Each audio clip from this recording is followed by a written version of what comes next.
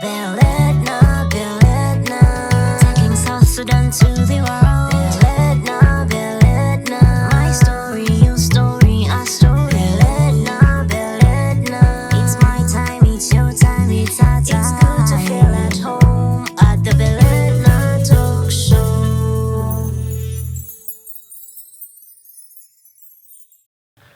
Welcome, welcome. Oh, she's also tall. Oh, I touch her head because for those people who don't know that I have made it in life, I'm actually her uncle from the mother side. But since I don't want to brag with you guys, I usually don't say it. True story. That is the truth.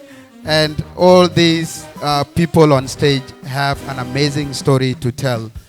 Now, they are not here to represent the offices that they have. And if I can have the IT guys to pass 2 additional microphones, that would be appreciated. Thank you. As I can see them walking very fast. So, we have seen them on TV. Whatever they do, this is not the reason why they are here. We want to interact with them as humans. I guess we all want to hear 2 things, whether you sing also or dance. Do you dance? Or you are like me that have 2 left feet and can only sing in the bathroom? Well, Do you sing? I don't sing, but I dance. You dance? Yes. Are you are you thinking what I'm thinking? What are you thinking? There's no time. And we pretend that in front of everybody, I said I don't eat monkey. But after I've gone to my room, one of my guys brought me a piece of meat. Just as I was chewing, my cousin walked up to me. Said, "Where did you get the meat from?" Chacha Magog. Now, serious one. Did you ever capture that monitor lizard that burned down the armory?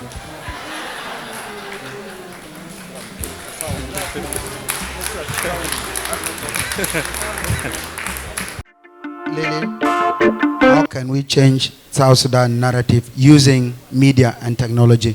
But in your own words. I'll take this from a different perspective when we're talking about media and technology and changing the narrative. For me, I want to come from this angle. I want to talk about responsible journalism in order to change the narrative of our country. Prior to technology, you know, when media was the in thing, and let's say, for example, journalists would protect their integrity by everything they have, because the integrity of a journalist is what buys and what sells and how they are known. For example, if I find a story by you, I'll say, okay, Chirbek is the writer. Then I'll know if your reputation or your integrity is intact. I will say he did his fact checking and he did his due diligence. So now your integrity is intact. Then now comes the technology, whereby there's the issue of clickbaits and cloud chasing. You see, journalists can easily be hooked on that. You know, I want the likes, I want the follows, and I want, you know, for my stories to be shared. So they can easily mislead or give a different narrative of a story, you know, just to add a bit of salt in it. And that affects their integrity. So for us as South Sudanese, what we can use is journalists in South Sudan, they use impartiality and truthfulness.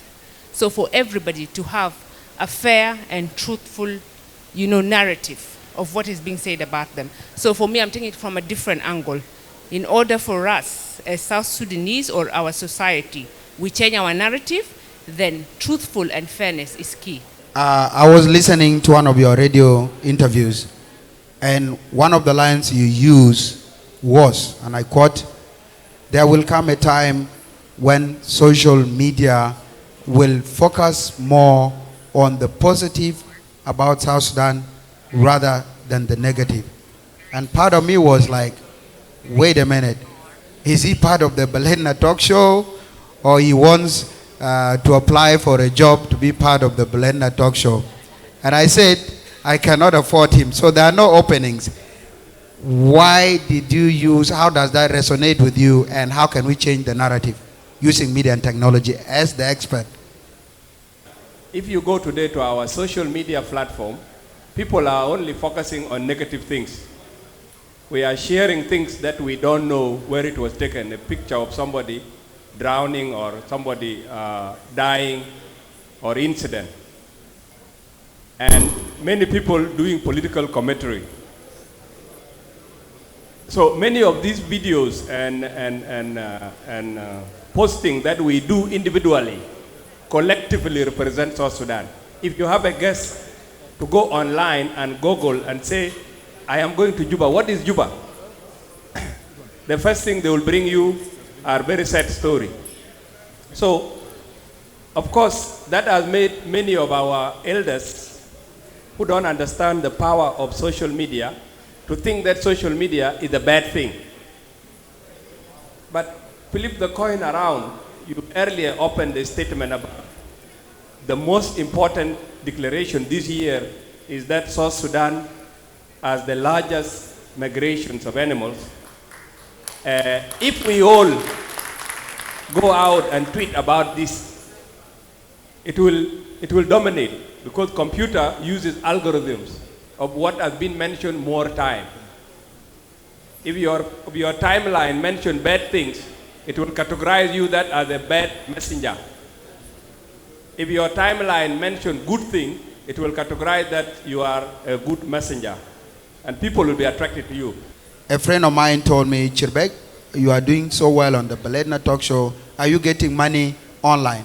I said, there is money online by this? He said, yeah, you must be a mumu. Mumu means you must be, you're not okay upstairs. Now, how does that relate to South Sudan? Are the South Sudanese content creators getting money for their content? Are they? And if not, are there any legal framework you want to highlight us about? Thank you, Chirbek, for that question. Our country does not have a cash, does not have a CDNA.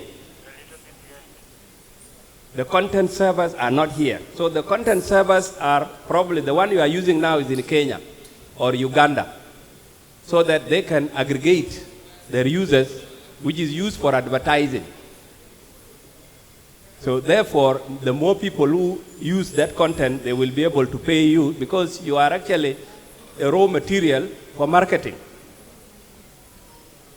So there are people watching your show, and any advertisement like what you did here manually would be done automatically using your content.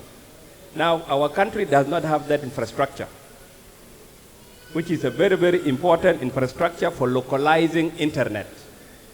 That way, so that cash can be brought here. I hope I have not taken you out of it. The reason you are unable to monetize is because your content is not indigenous. What do you think we can do using the media and technology to change the Beledna narrative? Thank you.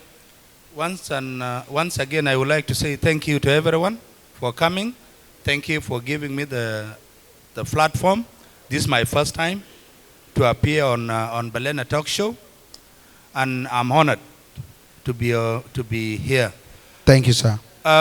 Sincerely speaking, after the presentations were made, I said to myself that the second liberation of this country has begun in earnest. The first part of our liberation was the physical liberation from our oppressors. The second part, which has been started by the companies whose profiles I saw here, is liberation for us to be economically empowered. And I'm so happy to see that we have started it.